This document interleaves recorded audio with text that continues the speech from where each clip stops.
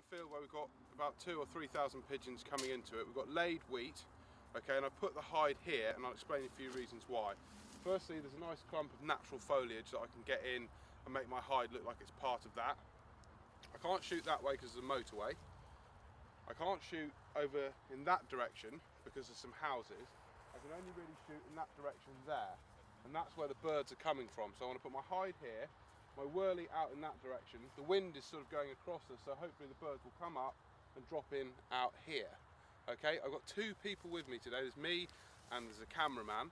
So what's really important, I build a big hide that's comfortable for all of us to move around in. I've also got two Labradors, both of which are a little bit plump because I like feeding them. So we're going to make a decent hide. I've got plenty of netting. If you have a look down there, I've got a sack full of netting. There's enough to cover 2 tanks, I think, in there. You always want to make sure you've got plenty of netting. Not having enough is just such a stupid thing to do, because you always need a lot more than you think you need. You always want extra bits. If your dog can't sit still, then you need to be able to put the netting over the dog in the hide so that the pigeons can't see the dog. Try and avoid that stealth netting which has got black then camo, because if the pigeons or crows look into it, they can see the black.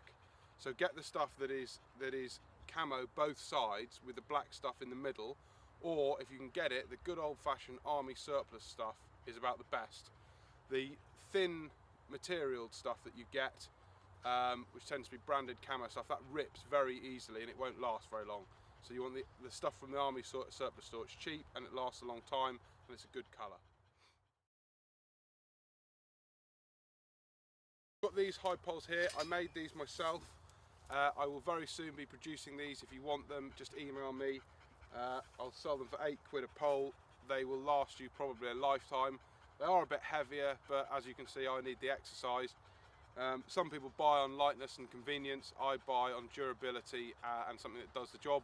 On a very windy day, these hide poles will not collapse, unlike the aluminium tubular ones, which will, on a windy day, collapse, especially when the dog runs into it and you've got branches leant up against the hide.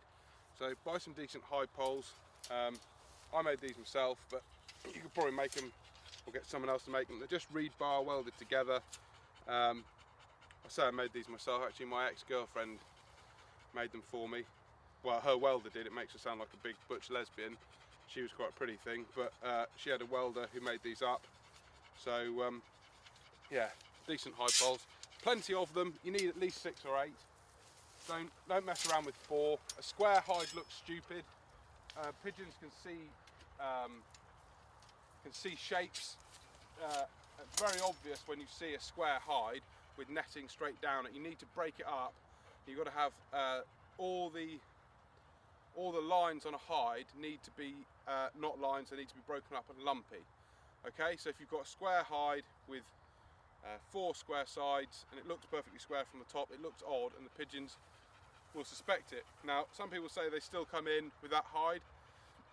Excuse me, they will, but they'll come in with one eye thinking there's something not quite right here, and as soon as you lift your head up, they'll turn around and go. If you build a proper hide, they'll never even suspect that you're there. Okay? I've got some taller poles here, which I'm going to put behind me, and if you're ever in a space where you don't want to shoot in a particular direction, you can put them up so that you physically can't shoot towards something that you don't want to shoot towards. Okay? If you just come over here for a second, you can see that there's actually quite a natural recess in the thistles here. So I'm just going to push these back so that we go further into it, so that we've got, can you see that? So that we've got a decent space there in amongst the thistles. I'm trying not to break down any of the natural camouflage that's here. Put one pole in there. And I always, especially if you're making a hide in the middle of the field, you want to make it nice and round. I've got lower poles here. Right. Okay. Over the top. Now the next thing is to get the camouflage layers built up. And in here, I've got a mixture of nettings. Sorry, Dawn. Loads of it. Yeah. So this, I would say, is about the worst netting. That black can be, they say pigeons can't see through it. It's rubbish. They can see through it. Crows can certainly see through it. Okay. and it's black, so the inside of your hide will look black. A netting like this is a lot better. This is a real tree one. You tend to find that they can be quite thin. If you look after them, they'll last, but I'm afraid to say I don't look after anything. That colour is quite a good colour. I mean, I don't like the black, but you find lighter colours are better. You'll always end up being darker than you think you're going to be. So if you've got a choice of two colours, go for the lighter one, because as soon as anything gets wet, it'll get darker. And then what you must have, lastly, is a break-up camo, like that. So if you can see, I've got a camo netting there with two colours in it. And that will help break up your texture. Okay, I'll probably put these bits on first. Here is half of the hide is already broken up by the standing cord. So look.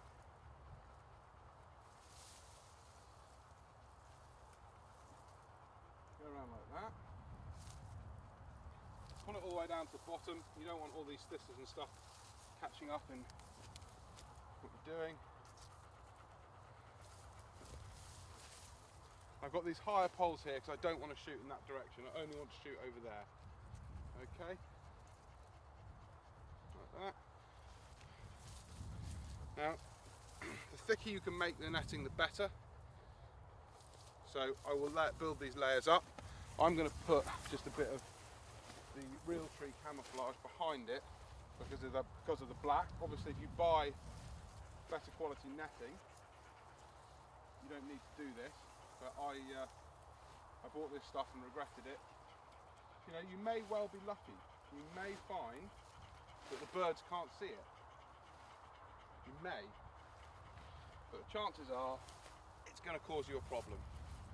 So the more problems we eliminate, the more confident we can be that everything's going to work.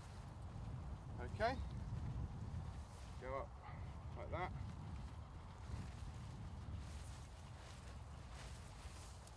Okay, and like that.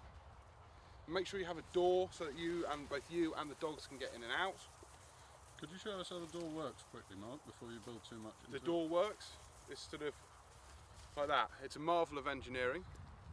I should have patented it, but I just wasn't quick enough. No, you want to have some place where all your bits of netting stop. So I'm going to stop there so I can undo them all and get out, and also you can let the dogs out like that. Thank you, Okay. Mark. This bit by the thistles. So just put that round like that.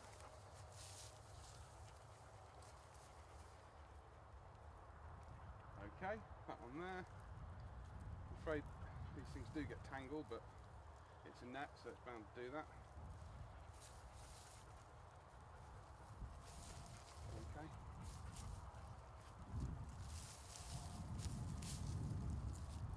Okay, we haven't got a backstop behind us, okay, so if we jump up to shoot, the birds can see us up against the horizon, and there's no bushes behind us, okay?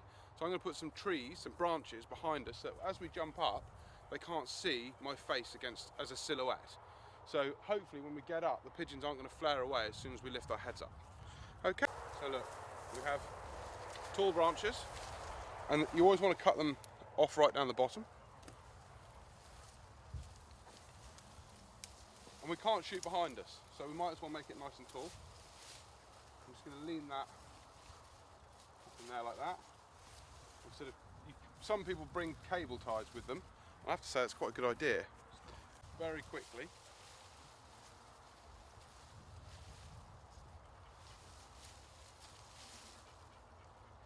Building up quite a lot of foliage behind us.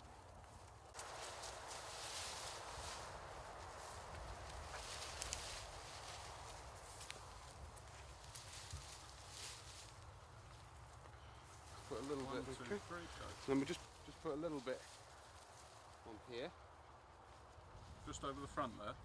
Yeah, well, we're not going to be able to shoot up this way. Well, we can when they come over our head, just the way the ground is. So I'm just building that bit up there.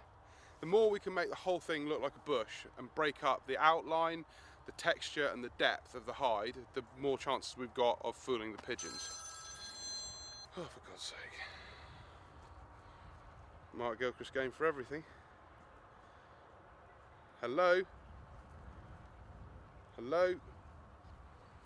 Don't know who that was anyway. Right. So we've got plenty of branches.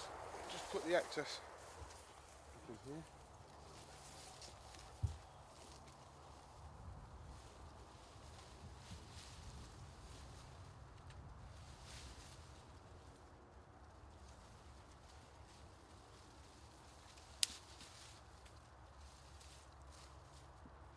So now it looks like we're in a bush. The more we look like a bush, the less chance we have of anything being able to see us.